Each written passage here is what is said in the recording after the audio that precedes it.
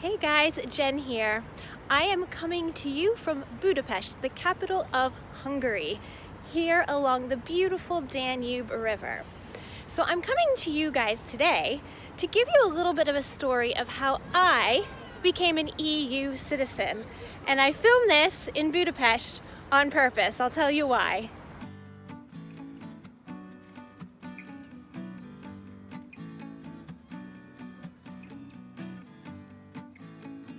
To really get into the story, I have to go all the way back to 2012. Now, if you read my blog, you know that in 2011, my family took this river cruise. I met this Croatian guy and kind of didn't know what was going to happen. But in 2012, I went to live in Vienna for 2 months to do auditions, get myself musically established in Europe, and, invite this guy I had met on vacation to come visit me. Things went well. I wanted to continue to try and stay in Europe. However, Americans can only stay in Europe for 90 days in a 6-month period because that's the law when it comes to visas and whatnot. So I had to leave. It was really frustrating. And during that whole rest of the year of 2012, Milos and I were starting to build a long-distance relationship, and I was trying to find ways to get back to Europe in a longer stay capacity. So I returned to Vienna in the winter of 2013. This time, I knew I was going to stay for 3 months, and my goal was to be able to find a way to stay in Europe. Now, I foolishly thought this would be easy at first because, hey, my dad was born in Austria. I'll just go through Austria, no big deal, I'll be good to go. Ha ha ha. No. Too bad for me. That was a complete and utter dead end. Now, in the world of classical musicians, a lot of musicians are trying to find ways to stay in Europe. And people compare stories, they talk about how they were able to do it. And I started making contacts and meeting friends in Europe. And I'm like, all right, what's going on? So you met the people who had distant ancestors in Ireland, and that's how they were able to get in. There were those who had paternal ancestors in Italy, and they could use that. I met French Canadians who were able to go because of the connection with Canada and France, and I just couldn't figure out my own way to stay. Now, it just so happened that one evening I'm in my apartment in Vienna and I'm chatting online with a good singer acquaintance, and she mentioned that her friend had grandparents who were Hungarian/Romanian, and that she was able to do it that way. Well, holy cow, guys, I had that light bulb moment, and I said to her, I'm like, wait a second, my grandparents were Hungarian/Romanian. Oh my God, I have to look into this. I immediately looked up the embassies for Hungary and Romania in Vienna, and I emailed them. I told them that my grandparents had been born Hungarian citizens before World War I, and of course, that area was later taken over by Romania. So technically, they were both Hungarians and Romanians. Well, I never heard back from the Romanian embassy, but the next morning, I got an email from the Hungarian embassy telling me, oh yeah, sure, of course you can apply for citizenship.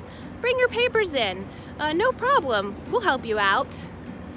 This girl was like an angel from heaven. My mom sent in all my documents. She scanned everything into the computer, sent it over to me. I took it into the office at the embassy, and this girl's like, yeah, this is no problem. She's like, wait, these are your grandparents, not your great-grandparents, right? And I'm like, yeah. So she's like, well, you actually might already be a Hungarian citizen, and we just need to get you a passport. However, my dad's birth certificate he was born in Austria, like I mentioned. This was after my grandparents left what became Romania, once was Hungary, and went to Austria. And on his birth certificate was the word Flüchtling, which is refugee. So he didn't have any citizenship as a result of that. But it didn't matter. I was still able to apply. It was just going to take a little bit longer, and I had to do a lot of paperwork. Now, I was very, very, very fortunate that my family kept everything, every record, every paper. So I had my grandfather's baptismal certificate, which was in both Hungarian and German. I had my dad's birth certificate from Austria, and of course I had my birth certificate. So I had to get all of these officially translated by an official government-approved translator, which cost a little bit of money, I'm not gonna lie, a couple €100. And then I also had to fill out this really, really long application, all in Hungarian. Aha. Now they do have different language requirements as part of citizenship based on where you're from. Now that might not sound fair to everybody, but their reasoning was this, and this is what was explained to me. If you grew up in Romania, right next to Hungary, you've been exposed to the language your entire life. So they expect you to be familiar with it. And if you've grown up in North or South America, they told me, North or South, and you had never heard one lick of Hungarian in your life, they were a little bit more lenient. They wanted to see some kind of effort. For me, it was learning to be able to say a few things about myself in Hungarian. And as an opera singer who's used to memorizing entire operas in other languages, I was able to memorize a nice big old chunk of Hungarian biography on myself. Let me just put it that way. Well, I still had the issue of how am I going to fill out this Hungarian application?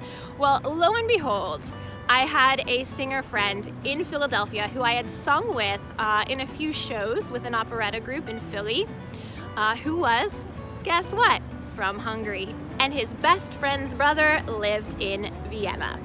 Or was it his best friend's cousin? I'm sorry, I'm forgetting if it's brother or cousin, but his best friend's relative lived in Vienna. So he helped me get in touch with this guy, and we met a couple times to be able to fill out my application. He was super helpful, very kind. I'm very grateful for the help. And I submitted everything, and then the next step was to wait it out. Just had to wait. So I believe it was March 2013 when I was able to submit all my materials to the Hungarian embassy in Vienna, and then it was time for me to wait it out. So let's fast forward. I'm waiting. I still had to go back home to the States in 2013. Again, I could only stay 90 days in a 6-month period. So I went back and waited it out. You know, Milos and I continued to be long distance, which was extremely hard, but we made it through. It was important to both of us, and when it matters to a couple, they make it work. 2014, I'm back in Europe after the holidays to not just stay for the winter, but stay for the whole year. Because I knew that citizenship and passport was coming. April of 2014, it was time for my oath ceremony at the Hungarian embassy in Vienna. What I had to do was learn the Hungarian national anthem, and then I had to be able to say the Hungarian oath, which I had notes for because, again, Hungarian is really challenging. As an opera singer, again, it was easy for me to learn the pronunciation. It looks challenging, but the pronunciation is straightforward. And of course, my friend in Philly helped me with some Skype sessions to make sure my diction was right on. And so I'm sitting in the hall, in the embassy, before the ceremony is about to begin. There's a whole bunch of people there. And my contact comes over to me before it starts and asks me a favor. And she wanted to know if I would be able to stand at the front of the room to lead the Hungarian national anthem. Now, it was the morning, so any singers out there know, holy cow, I had not warmed up because I was not expecting to have a solo. But what am I gonna say? I'm not gonna say no. So I got up and I led the group in the national anthem when it was time. She let me have my note card of words. And that was it. The ceremony was finished. I got my certificate. They led me straight to the office part of the embassy where I got my photo for my passport. And a month later, my passport came. And what does that mean? It means I am a dual citizen of the United States and of Hungary. That means, and again, Hungary is in the EU, so I'm an EU citizen with full EU rights. I can live and work in any EU country. And then that was it. I didn't have to leave anymore. I was able to stay. And to this day, I cannot tell you how helpful it is to have both passports. I have flexibility in my job as a tour director in Europe. I do not have time limits as far as how long I can stay. I can live with my husband in Croatia, because Croatia is also in the EU. So it opened a world of doors for me. A lot of people think I stay in Europe and have an EU passport through Croatia because of being married to Milos. But no. I got that Hungarian passport 2 years before I got married to Milos, which allowed me to stay and work and build a life here in Europe. And again, I just want to say I could not have done it alone. I had a lot of help and I had a lot of support when it came to getting that EU passport.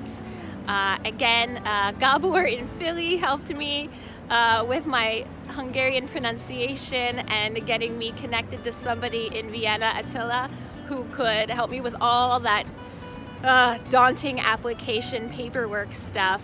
And the angel at the embassy, Anna, who I don't think is working there anymore, I think she got another assignment, who truly just was so accommodating and so helpful throughout the whole process. And I will be forever grateful. Now, the tours that I work bring me regularly to Budapest, so I'm here quite often during the tour season. Usually about every 2 weeks I am here in Budapest. So I thought, because I'm here now for a tour that starts tomorrow, but I thought it would be the perfect opportunity. What better place than the capital of Hungary to tell you my story of how I became an EU citizen. So I grabbed my Starbucks and I'm walking back, but I wanted to quick add this because maybe not everybody knows about this, but every EU country has completely different rules and requirements for citizenship. So if it's something that you're interested in and you have the family connection and the documents to show that connection, you need to investigate what is the requirement to the country that you're connected to. Also, not all countries allow dual citizenship. A lot of countries make you choose, so you need to take that into consideration as well. Hungary does allow dual citizenship, and the US, although they do not acknowledge your other citizenship, they do not deny you the ability to have the other citizenship. I'm going to do a little video actually about the history of the German Hungarians because that goes back to the history of my family, and it kind of explains a little bit about why Hungary is a little more lenient when it comes to granting citizenship. In the meantime, I'm going to show a link down to my blog that gives a little bit more information on that history. So if you are interested in learning a little bit more, you can do so. And guys, please like and subscribe to my channel for lots more great travel videos, and I'll see you next time. Bye-bye.